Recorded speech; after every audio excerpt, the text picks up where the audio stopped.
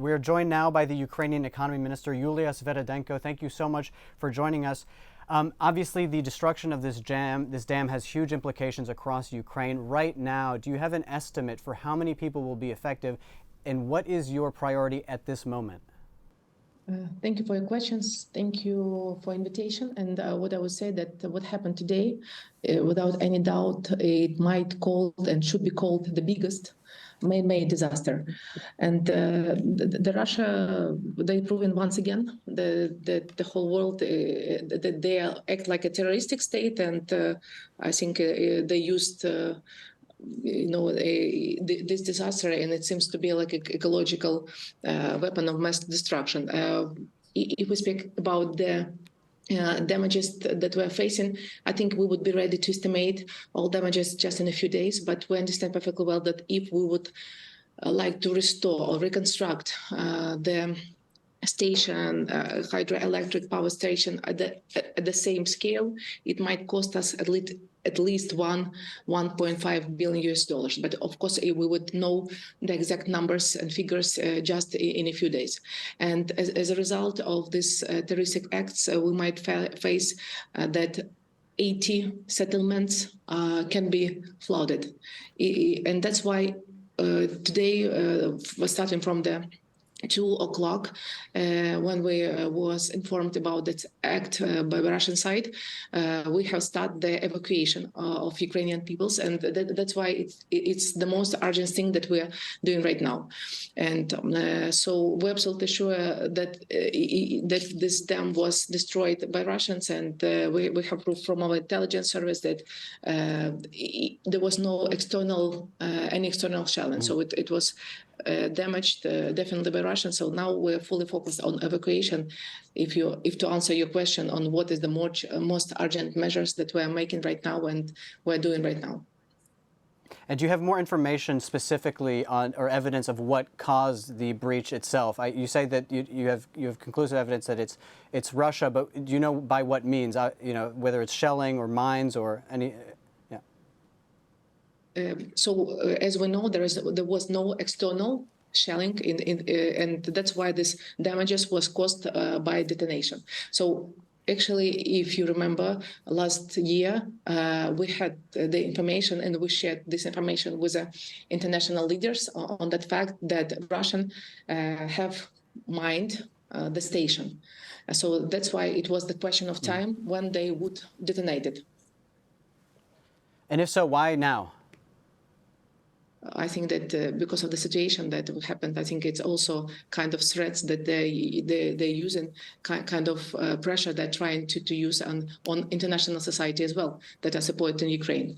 And by the way, on your question, why we think that it's Russian and what is the proven that can be used, I just would like to add that the station now is located on the temporarily occupied territory. That's why Russians are fully controlled that station. I think that there might be no better proven of that fact that they have destroyed it by themselves. And can you assess the impact that this will have on the agricultural sector and on crop output?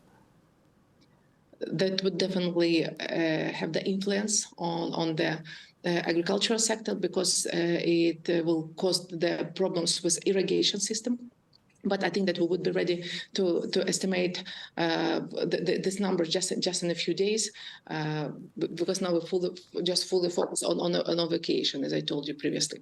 But I think that we won't be able to irrigate around 5,000 hectares of agricultural land. 500,000 of agriculture land they were unable to provide with irrigation system, and it's 1,000 of Ukraine, so that's why it's essential for agriculture. And is there anything you can do to mitigate the impact of these floods, or is the focus now just rescue? I think that focus on the rescue, and of course our focus for today, and I think that we just apply to international society, to our partners. We applied to U.S. Security Council once again would like to underline that Russia acts like terroristic state, and the damages we have described in the FDNA report provided by the World Bank was around $400 billion US, and now I think that the damages are going to be even more, and that's why. Until they're going to act on Ukrainian territory, we would have more and more damages, and of course it would influence the economic situation. Because last year, you remember that numbers we provide you with, it was the GDP fall up to 30%, and we hope and we estimate together with our partners that this year we would face the trend to growth. We will return to growth, right. at least up 1%, and we hope that we would reach the growth.